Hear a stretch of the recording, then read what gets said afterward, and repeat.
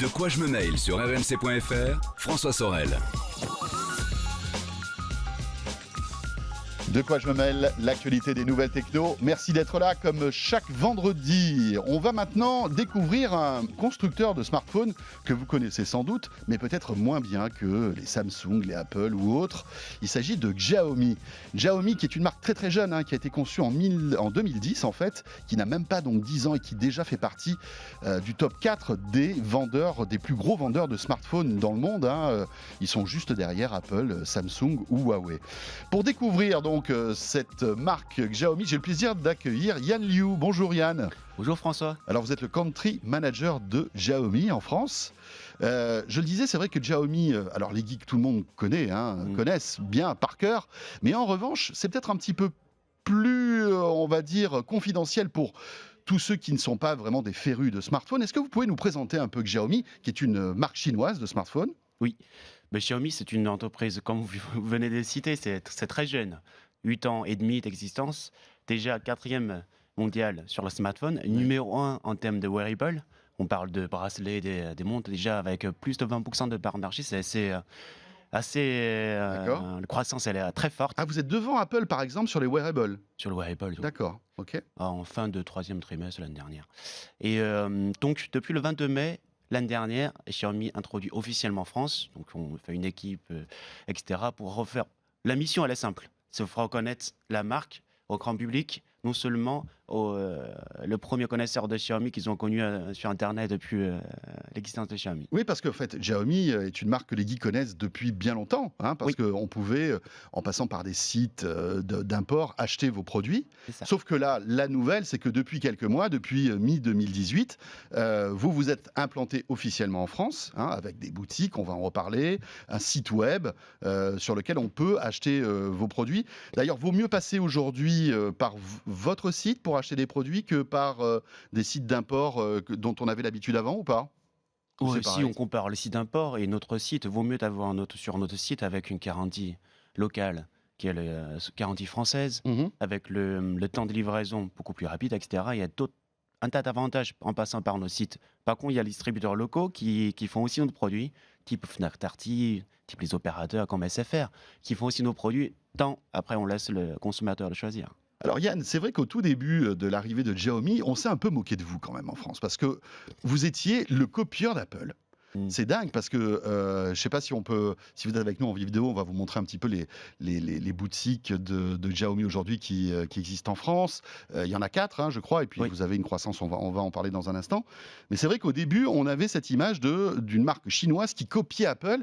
D'ailleurs, même le fondateur de Xiaomi ne s'en cachait pas. Est-ce que vous pouvez nous expliquer un petit peu cette philosophie, le fait de se dire finalement, Apple c'est bien, donc on va les copier en quelque sorte ? Après, si on parle que des magasins, très honnêtement, le concept de Mister, je pense que le App Store, c'est l'une de nos sources inspiration. D'accord. Vous êtes inspiré un peu des magasins. Oui, voilà, magasins, App Store. Il y a aussi un peu de Muji, un peu de Costco. Donc, c'est l'ensemble. C'est pas uniquement la table poids, plus quelques affiches tirées en grand, etc. Donc, c'est un peu tout mélangé. On avoue que Apple, c'est l'une de nos ressources d'inspiration. Après, dans l'ensemble de la commercialisation des produits, on est très très loin d'Apple. Surtout dans le fond. Sur la forme, peut-être il y a une certaine ressemblance, mais dans le fond, c'est très différent. En tout cas, vous faites très attention au design de vos produits, qui est toujours très léché, en quelque sorte. C'est important, ça, d'avoir des produits, on va dire, très qualitatifs, avec des finitions abouties, poussées ?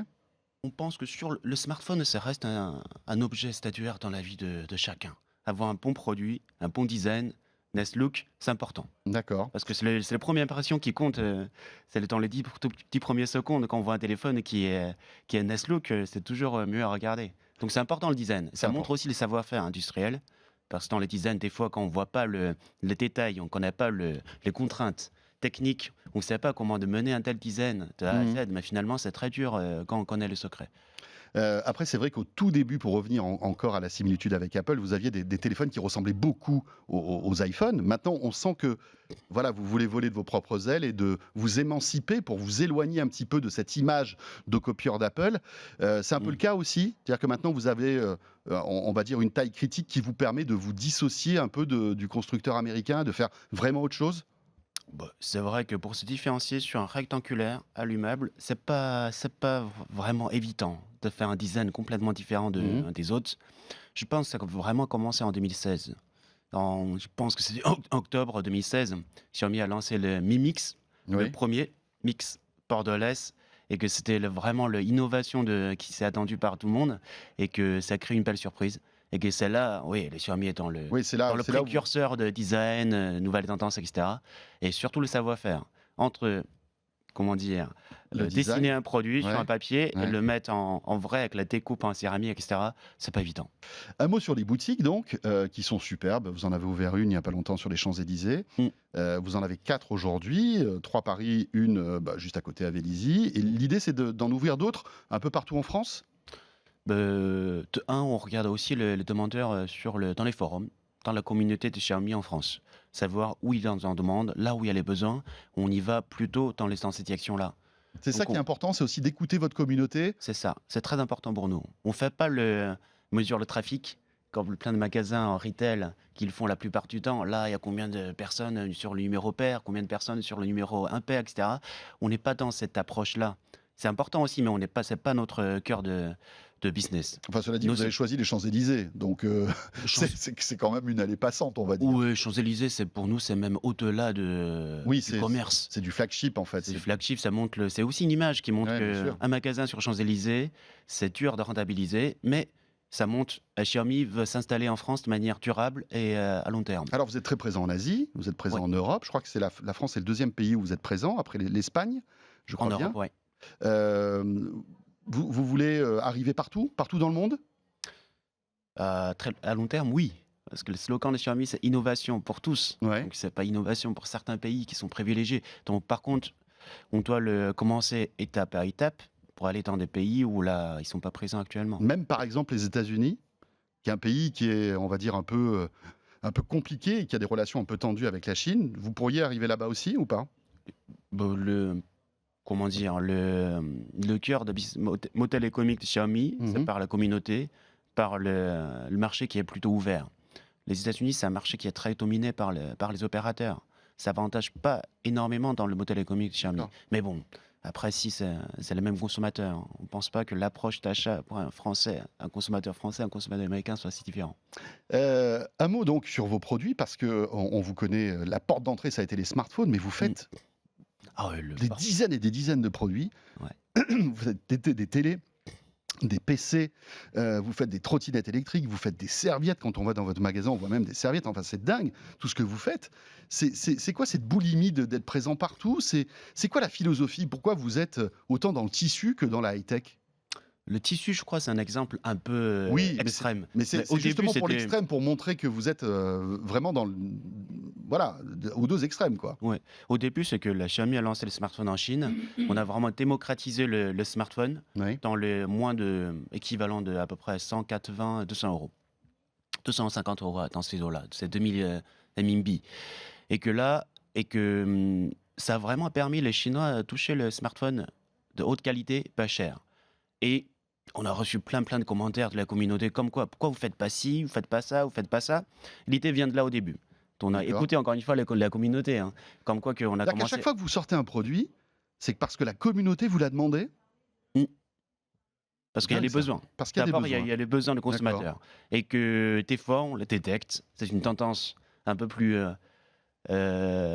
future. C'est un peu comme la trottinette. Celle-là, on n'a pas écouté les consommateurs parce que des fois, même eux, ils ne savent pas en amont encore. Oui, bien Mais sûr. certains produits, on les a vraiment écouté leurs besoins pour. C'est-à-dire que vous vous êtes dit, l'utilisateur de smartphone Xiaomi aura peut-être un jour envie d'une trottinette électrique, et vous avez bien tapé, parce que je crois que c'est un vrai succès, cette trottinette, qui a un Oui. rapport qualité-prix. On va revenir aussi sur cette force, hein, parce que vous avez un autre modèle économique que les autres constructeurs, c'est le rapport qualité-prix. Mais cette trottinette cartonne, en fait. Hein.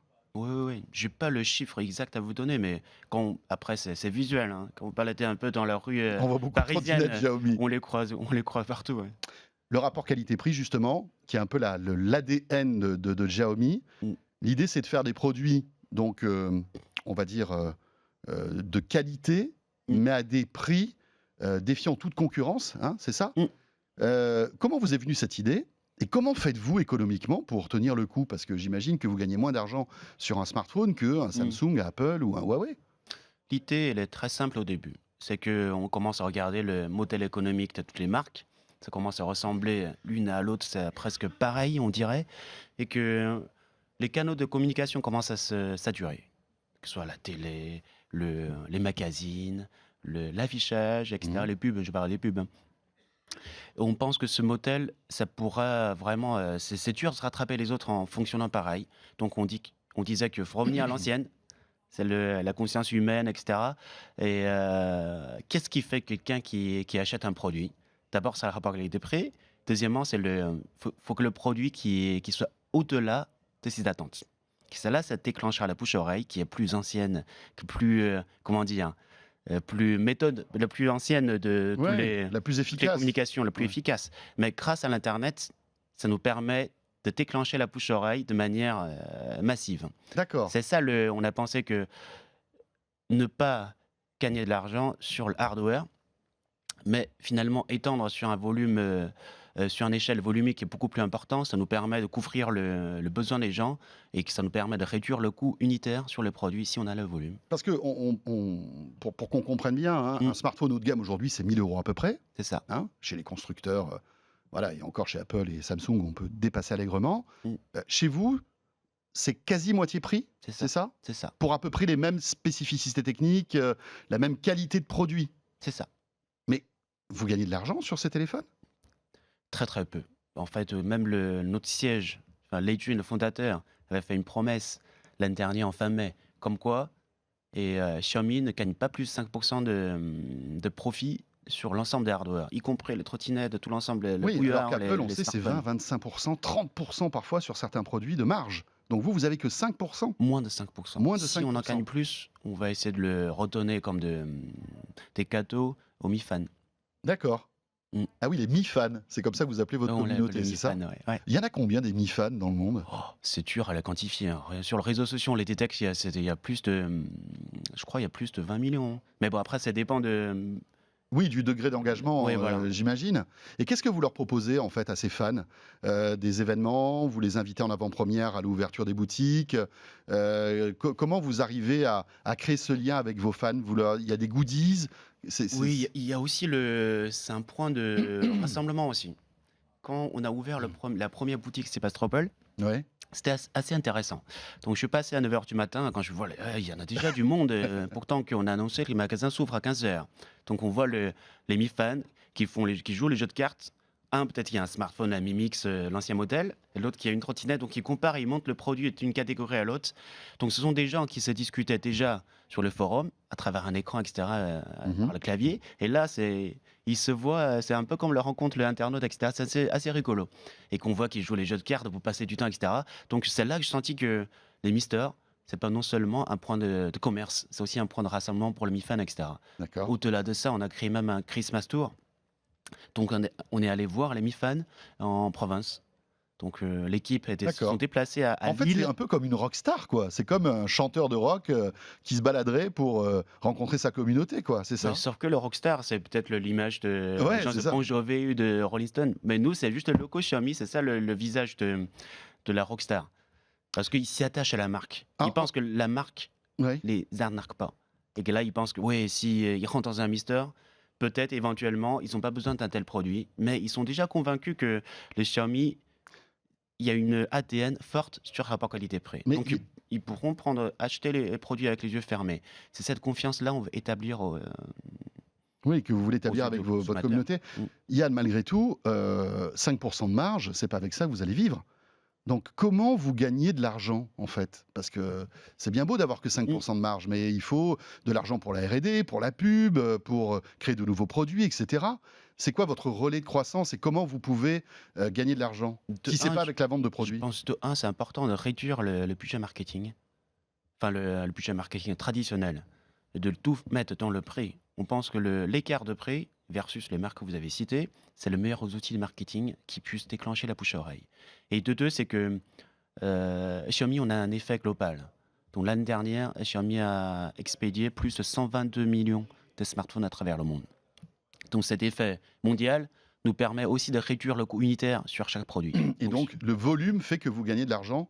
Voilà, et que malgré le fait que vous ayez une petite marge, vous gagnez beaucoup d'argent parce que vous vendez beaucoup de produits. C'est ça? C'est grâce à ça en partie aussi. Ouais. D'accord.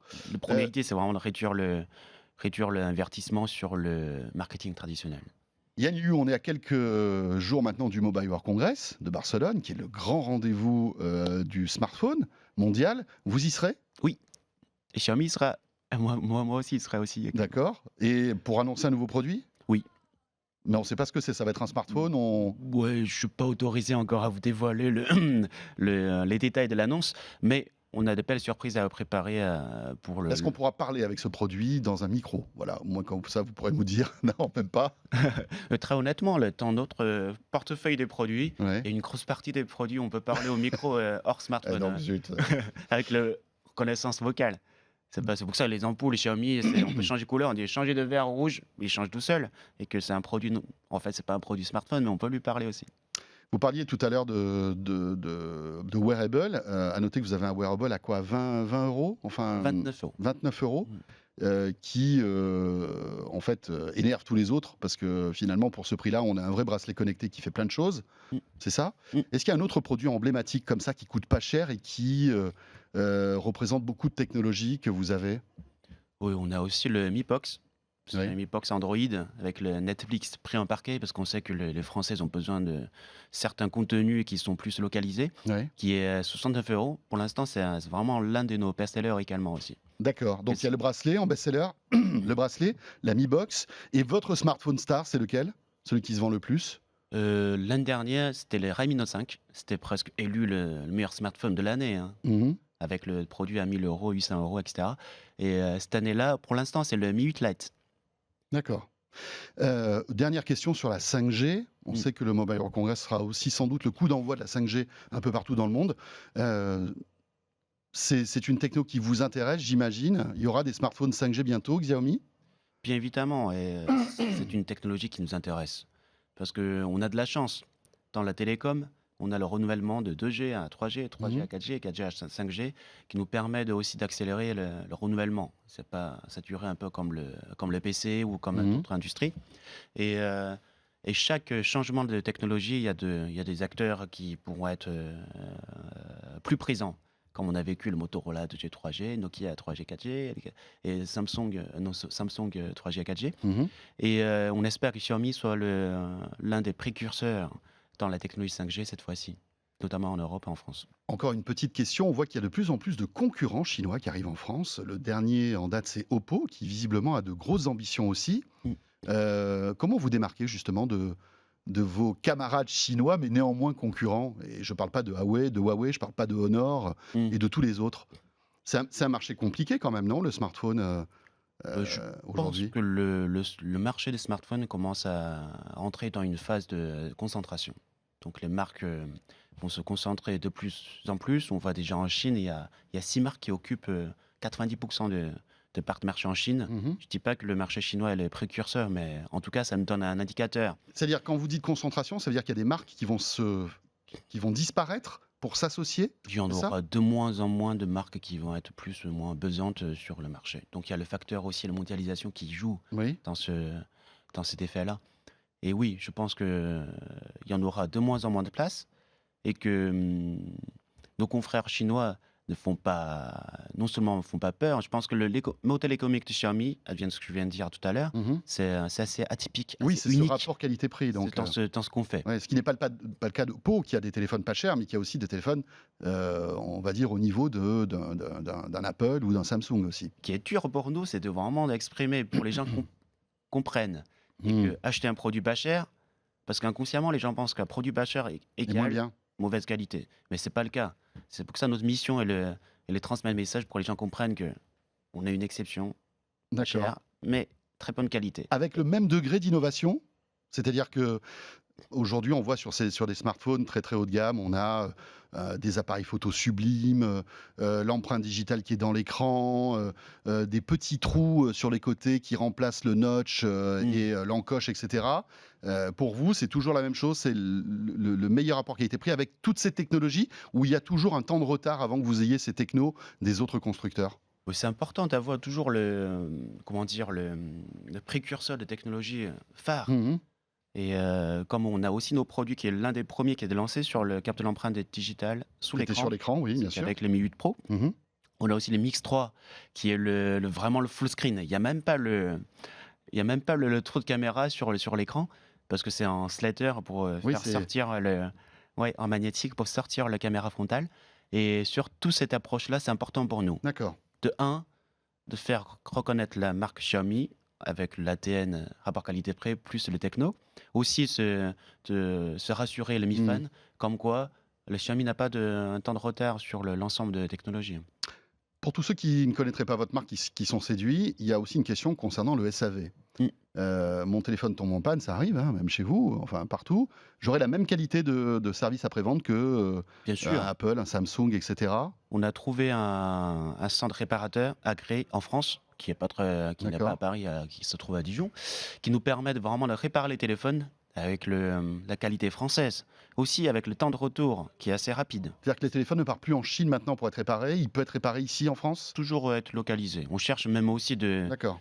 de façons qui sont même plus rapides. C'est trouver des points de réparation Locaux? Locaux, ouais, qui pourra le réparer auprès des téléphones au Mi Fan au plus vite possible. Mais on cherche une solution pour l'instant, le centre réparateur qui nous permet de trouver le temps de réparation en moins de 3 jours. Donc ils n'ont plus besoin de prendre le risque d'acheter en import. Yann, merci beaucoup. Merci d'avoir été avec nous. Merci François de nous avoir invités. Dans De quoi je me mail. Voilà, j'espère que vous avez découvert un petit peu mieux cette marque étonnante Xiaomi, qui déjà, alors qu'elle n'a même pas 10 ans, raconte une histoire, ce qui est sans doute le plus important quand on crée une marque. Ce De quoi je me mêle est terminé. Bon week-end à vous toutes et à vous tous. On se retrouve bien sûr, vous le savez, à la fois en audio sur rmc.fr, la version vidéo qui vous attend sur 01nettv.com et sur YouTube. Portez-vous bien et on sera là vendredi prochain. Salut à tous. De quoi je me mêle sur rmc.fr et 01net TV.